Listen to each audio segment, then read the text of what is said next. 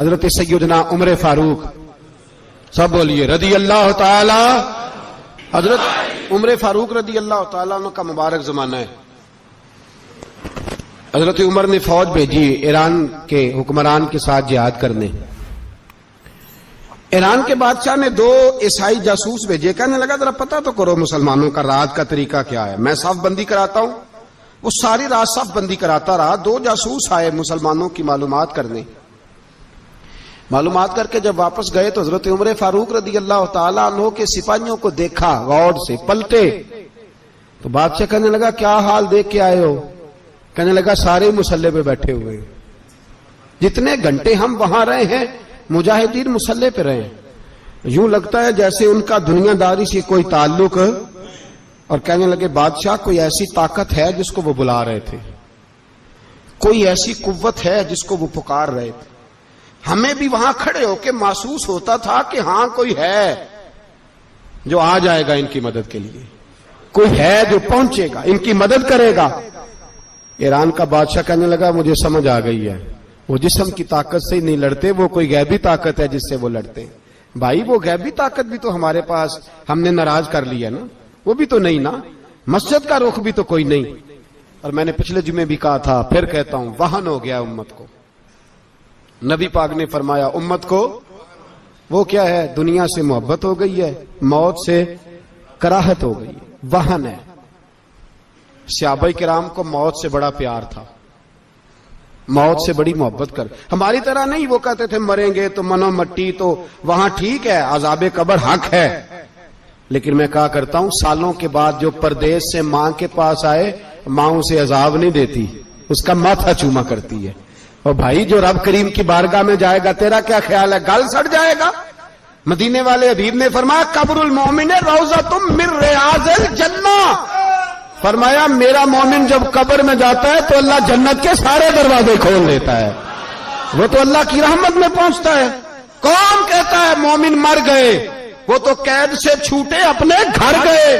کون کہتا ہے قبر میں عذاب ہے تو صرف عذاب ہی ہے، ہاں مجرم کو سزا ملے گی، لیکن مومن ہمیشہ جہنم میں، وہ بالآخر جنت میں جائے گا، بالآخر جنت میں جائے گا۔ اور کسی درویش نے بات کی، وہ کر کے چلے گئے، بر کمال ہی کر گئے، کہنے لگے دوزخ میں تو کیا، میرا سایہ نہ جائے گا، کیونکہ رسول پاک سے دیکھا نہ جائے گا۔ نبی پاک سید عالم علیہ السلام کے غلام تو دیکھو نا، ساری زندگی عمر فاروق، بخاری پڑھو تو صحیح، ساری زندگی عمر ہر نماز کے بعد کہتے تھے اللہم ارزقنا شہادت فی سبیلک، اللہ بسترے پہ موت نہ دینا، موت مجھے شہادت کی دینا۔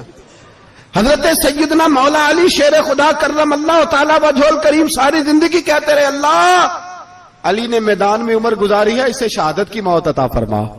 او بھائی یہ تو شہادتیں مانگنے والے۔ حضرت امام حسین میدان کربلا میں کھڑے تھے، شمر کہنے لگا حسین تیری چاروں جانب موت ہے، تو آپ فرمانے لگے تجھے ابھی ہمارا پتہ ہی نہیں، موت سے تو ہمارا پیار چلتا ہے۔ اور فرمایا یہ شہادت تو ہمارا پیچھا کرتی ہے، پہنچ جاتی ہے جہاں ہم ہوتے ہیں، موت سے ڈرا رہا ہے۔ مسلمان کا مرنے کو دل نہیں کرتا، ورنہ وہ اتنی بڑی کوٹھی میں کون رہے گا؟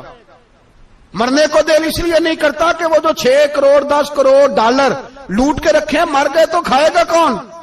وہ فقیر فاقہ مست تھے، ان کا گھر ہی کوئی نہیں تھا، ان کے بینک بیلنس ہی کوئی نہیں تھے، وہ کہتے تھے گھر ہمارا ہے وہ جو ہمارے رب نے تیار کیا ہوا ہے، ہمارا بینک بیلنس ہے وہ جو ہمیں جنت میں جا کے ملے گا۔ ان کا تو یہ کھاتا ہی کوئی نہیں تھا، اس لیے وہ شہادت کی۔ حضرت عمر بن جموع رضی اللہ تعالیٰ عنہ میدان احد میں 4 بیٹے لے کے آئے۔ کتنے بیٹے؟ بول کے بتائے۔ 4 بیٹے لے کے عمر بن جموع آئے، اور خود ایک ٹانگ سے لنگڑے سے آپ ہی ہیں، ٹانگ چھوٹی ہے، حضور کے سامنے کھڑے ہوئے کہا محبوبہ میرے 4 ہی تھے، میں 4 لے آیا ہوں، قبول کر لے۔ تو حضور نے فرمایا تو کیوں تلوار اوڑے آیا ہے، یہ تو نے کیوں گلے میں اسلحہ ڈالا ہوا ہے؟ کہا یا رسول اللہ میں نے بھی تو جانا ہے نا۔ تو حضور نے فرمایا 4 بیٹے جو ہیں۔ تو حضرت عمر بن جموع نے بات کی، صحابہ کہتے ہیں ہم لبوں سے مسکرا رہے تھے، آنکھوں سے رو رہے تھے، کیا عجیب انداز ہے۔ حضور نے فرمایا عمر 4 بیٹے جو آ گئے تو تو رہنے دے۔ تو حضرت عمر رو پڑے، کہنے لگے محبوبہ کیا لنگڑے جنت میں نہیں جائیں گے؟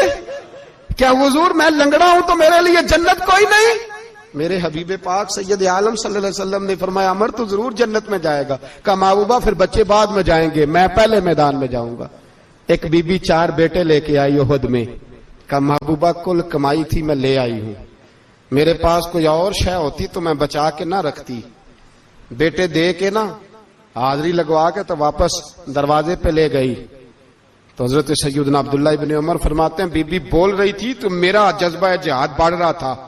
اپنے بیٹوں کو کہنے لگی میں تمہیں حضور کے پاس چھوڑ کے جا رہی ہوں, جب تم میدان میں گرو گے تو میں تمہیں دیکھنے آؤں گی. دیکھنا تمہاری پشت پہ کوئی زخم نظر نہ آئے. جتنے تیر کھانے ہوئے سینے پہ کھانا, اتنے تلواروں کے نیزوں کے زخم برداشت کرنے ہوئے یہاں کھانا, پشت پہ زخم نظر نہ آئے. حضرت عبداللہ ابن عمر فرماتے ہو بی بی کی گفتگو میرا جذبہ جہاد بڑھا رہی تھی. ایک بی بی 3 سال کا 4 سال کا بیٹا لیے رو رہی ہے, احد کا دن ہے. سہیلیاں پوچھتی ہیں تو کیوں روتی ہے؟ وہ کہتی ہے دیکھو میرا خاوند بھی بدر میں شہید ہو گیا, بھائی اور باپ بھی. دل کرتا ہے کوئی جوان بیٹا ہوتا تو آج مصطفیٰ کے ساتھ اسے ہی بھیج دیتی. کوئی جوان میرے پاس ہے ہی 3 سال کا تو کیا کروں, 3-4 سال کا بچہ کیا کرے گا؟ پتہ نہیں کیا دلیل آئی. اچانک اٹھی, بیٹے کو سینے سے لگایا, کپڑا ڈالا, مسجد نبوی پہنچ گئی. حضرت بلال کہتے ہیں مجھے ملی. کہنے لگی بلال مجھے پتہ ہے حضور تیاری کرا رہے ہیں جنگ کی, پر 2 منٹ اگر میری ملاقات ہو جائے. بلال حبشی کہنے لگے حضور ایک بی بی ضد کر رہی ہے. حضور باہر آئے, کہنے لگی حضور میں فلاں کی بیٹی, فلاں کی بہن, فلاں کی بیوہ ہوں, میں نے بدر میں 3 شہید دیے ہیں, اب میرے پاس یہ 3 سال کا لال ہی بچا ہے, بڑا فخر ہے میرا. لوگ مجھے شہید کی بیوہ, شہید کی بیٹی, شہید کی بہن کرتے. دل کرتا ہے شہید کی اماں بھی کہیں جاؤں تو میرا بیٹا لے لیں. سیدنا بلال کہتے ہیں حضور مسکرائے, کہنے لگے یہ 3 سال کا نونہال کیا کرے گا؟ کہتے ہیں اماں کا عجیب جذبہ ہے. کہنے لگی محبوبہ سنا ہے اسلحہ بھی تھوڑا ہی ہے, ڈھالیں زیادہ کوئی نہیں, میرا بیٹا ساتھ رکھ لیں, جب آپ کی طرف کوئی تیر آیا نا تو میرا بیٹا ڈھال کے تو اس کو ڈھال بنا کے آگے کر دینا.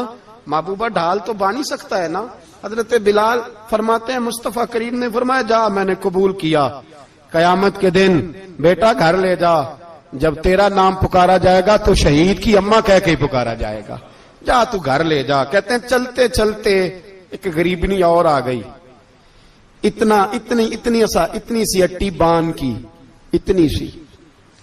بلال حضور سے ملاقات ہو جائے گی. نبی پاک آ گئے تو کہا محبوبہ یہ غلبہ اسلام میں میرا بھی حصہ ڈال لے. حضور نے فرمایا یہ کیا ہے؟ کہنے لگے حضور خامن فوت ہو گیا, اولاد اللہ نے بے نیازی سے دی نہیں, سویرے چرخہ کاٹ کے رزق حلال کھاتی ہوں, میرے پاس نا یہ اتنا سا بان ہے, ایک گھوڑے کی لگام بن جائے گی. محبوبہ حصہ تو ڈال جائے گا نا دین کے لیے, میری قبولیت ہو جائے گی. میرے حبیب نے ہاتھ اٹھائے اور دعا مانگی, کہے اللہ جتنا تو میدان کے مجاہدوں کو اجر عطا فرمائے اتنا اس غریبنی کو بھی عطا فرمانا, اتنا اسے بھی دینا. بھائی یہ جذبے تھے, یہ رنگ تھا امت مسلمہ کا, اس لیے کافر گھر میں بیٹھ کے کانپا کرتا تھا.